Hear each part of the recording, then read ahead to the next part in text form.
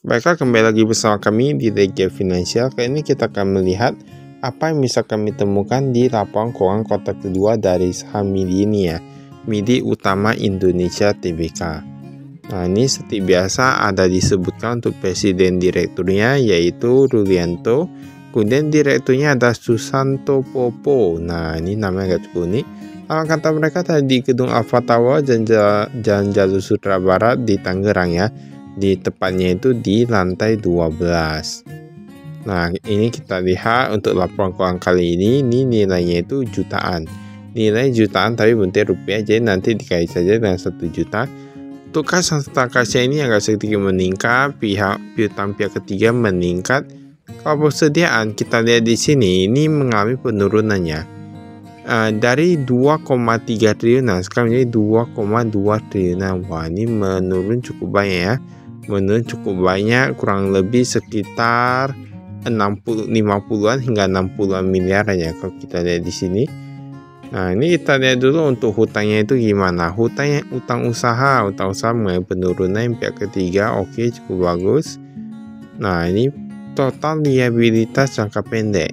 Dia meningkat dari 3,36 triliunan sekarang menjadi 3,38 triliunan.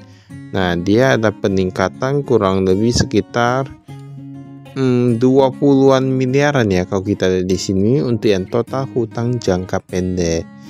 Jadi dalam waktu dekat mereka perlu bayar 20-an miliaran penambahannya untuk total hutang jangka pendek. Untuk total hutangnya dari 3,87 triliunan sekarang menjadi 3,93 triliunan. Nah, ini berarti meningkat kurang lebih 60 miliaran juga. Nah, ini memang apa ya? Ini memang agak cukup banyak. Total ekuitas, ini total ekuitas meningkat juga cukup banyak sih. Nah, berarti kalau kita lihat di sini, ini berarti peningkatan ekuitasnya masih lebih banyak daripada peningkatan liabilitasnya. Berarti ini masih cukup bagus ya. Kalau kita lihat di sini, pendapatannya itu bahkan dia meningkat dari 8,6 triliunan, ini meningkat menjadi 9,7 triliunan. Ini ada pendapatan keuangan dan lain-lain. Untuk laba periode berjalannya dari 260 miliaran sekarang menjadi 303 miliaran.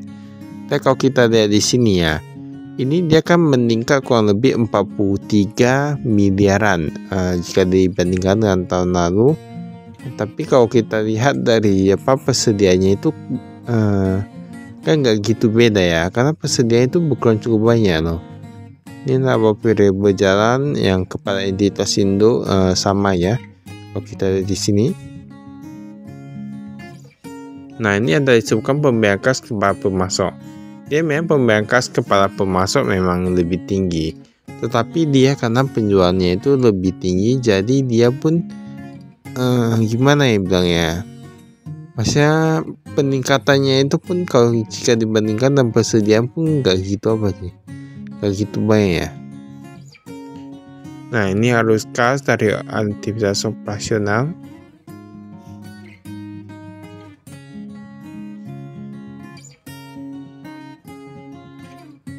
Nah, ini ada direksinya, ada presiden direktur dan lain-lain. Bisa dilihat di sini ya.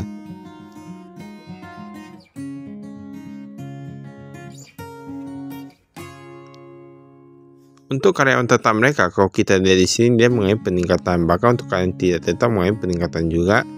Totalnya dari 31.000 menjadi 32 ribuan. Nah, ini berarti dia mengalami peningkatan yang cukup baik ya kalau kita lihat di sini. Tapi itulah yang tadi kita lihat, di mana jika kita perlu tarik panjang sih, kita perlu lihat dari 5 tahunan apakah memang bagaimana dengan peningkatan labanya, apakah cukup bagus atau gimana. Untuk kasnya ini sedikit menurun. Untuk yang di tangan dari 242 miliaran sekarang menjadi 231 miliaran. Maka uang mereka lebih banyak taruh di Bank Sentral Asia sekitar 61 miliaran. Nah, piutang usaha kalau kita di sini pihak ketiga dia meningkat ya. Pihak ketiga meningkat, pihak berhasil untuk saya ukurannya cukup bagus. pihak berasi oke. Wah, ini semakin oke nih untuk yang piutang pihak berasi. Kemudian udah gak gitu macet. Pihak ketiga dia bahkan udah gak gitu macet juga. Jadi semuanya kalau kita bilang cash flow-nya itu sekarang semua udah pada lebih bagus ya. Ini cukup baik sih. Tapi yang tadi ya, yang kita bilang kenaikan labanya, walaupun kita lihat dari luas tampaknya kenaikan laba itu cukup banyak, tapi saya nggak gitu apa ya. Ini kita lihat dari 2,3 triliunan sekarang menjadi 2,2 triliunan. Nah, bahkan peningkatan persediaannya itu berkurang cukup banyak loh. Kurang lebih 64 miliaran. Kalau kita hitung secara 60-an miliaran kayak gitu. Dan jika kita bandingkan dengan peningkatan labanya, kurang lebih hampir sama ya. Jadi mau kita bilang gimana ya? Itu gak bisa dibilang kenaikan yang cukup banyak. Jadi kita perlu lihat juga dengan persediaannya. Jadi jangan karena kita lihat laba tahun berjalannya tinggi, kan banyak itu seperti aplikasi-aplikasi yang trading atau gimana gitu, kan dia ada hanya disebutkan untuk labanya saja, tapi kan nggak sebutkan dengan persediaan dan gitu. Jadi kita nggak bisa yang terkecoh dengan laba tahun berjalan itu berapa. Oh, ternyata meningkat. Oh, berarti dia sudah untung. Nggak bisa kayak gitu ya. Kita perlu lihat semua. Kalau kita lihat nih kepemilikan sahamnya ini sama ya, kayak nggak ada perubahan dengan yang tahun lalu. Karena dia gabung, dia katanya tanggal 30 Juni dan 31 Desember. Biasanya kalau dia dipisah kemungkinan bisa berbeda, tapi ini dia gabung berarti sama ya. Pendapatannya itu kalau kita lihat di sini, ini makanan meningkat, makanan segar meningkat. Nah, ini yang non makanan meningkat. Jadi semua rata-rata meningkat ya. Ini kalau kita lihat ini kayak bebannya ini yang cukup banyak nih. Walaupun pendapatan meningkat, tetapi kalau dia bebannya itu cukup banyak, itu agak gimana gitu ya. Ini pembeliannya itu dia meningkat. Nah, pembeliannya itu dia meningkat. Beban penjualan dan distribusi.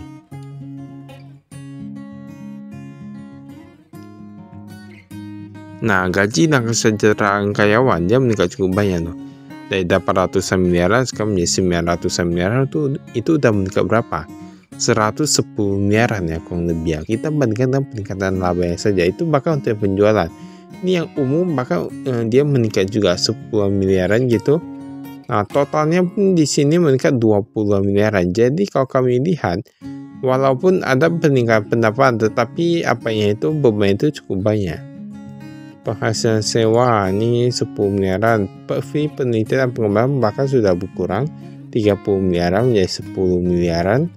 Ini lain-lain penghasilan jasa administrasi, bukan dia berkurang ya untuk pendapatan lainnya di sini ya. Dia agak sedikit menurun. Tapi memang itulah kalau kita lihat itu bebannya itu yang paling banyak.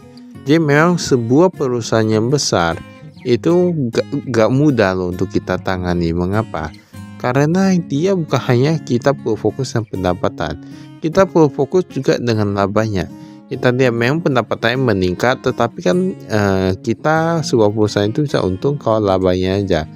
Kalau laba dia meningkat tetapi persediaan berkurang, kan berarti kedepannya perlu beli persediaan lagi, kan gitu ya.